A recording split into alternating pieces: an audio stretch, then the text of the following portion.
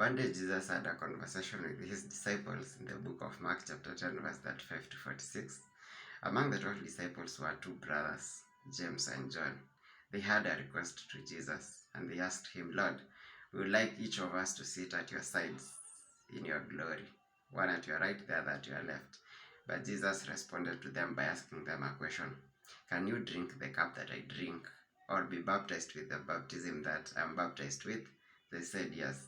Jesus told them, you shall drink the cup that I drink, and be baptized with the baptism that I am baptized with. But to sit at my right or my left is not for me to grant. These places belong to those for whom they have been prepared. So Jesus did not grant them their request. Then the other 10 disciples, the remaining 10, were angry with the two. Why? Because having to sit at the sides of Jesus, of course, that those are places of authority, and so that would mean they would be greater than the other 10. But Jesus, in a special way, deviates their attention to something else, a kind of servanthood leadership. Jesus illustrates to them the leadership of the Gentiles. Jesus asks them, you know the Gentiles? Yes. How their lords exercise authority over their servants? Yes. Yeah, but not so with you. Your kind of leadership shall be different. Whoever wants to become the first shall become a servant among yourselves. Whoever wants to become a leader must become a servant, must become a slave to serve others. And another good thing that happens here, Jesus illustrates his own example. He tells them, for even the Son of Man did not come to be served but to serve. And again, another astonishing statement falls after this, and to give his life as a ransom to many. Not only did Jesus leave his heavenly place that's high above than our earthly places, but forsook his place in heaven, forsook all the glory, forsook all the comfort, forsook all everything, the power, the authority in heaven, and took a low form of man.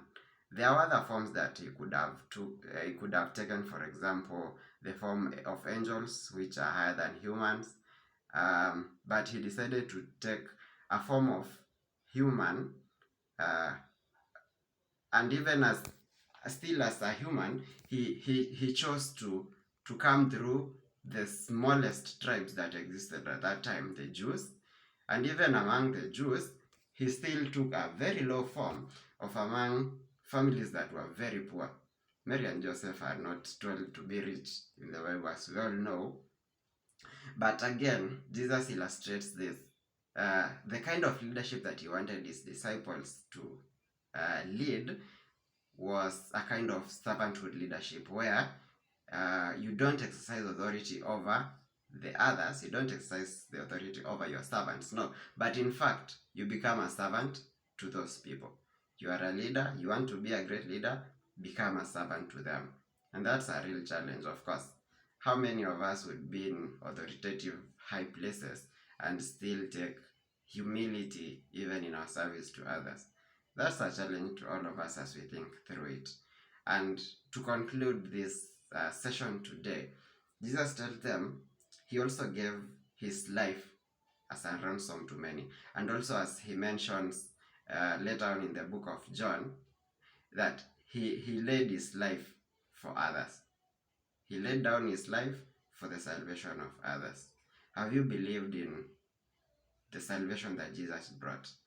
He came and took a very humble form of human for your own sake and for my sake. It's for us to believe in him today. Thank you for joining me today in our study session. And until next time, keep lifting your hearts to the Lord. Blessings.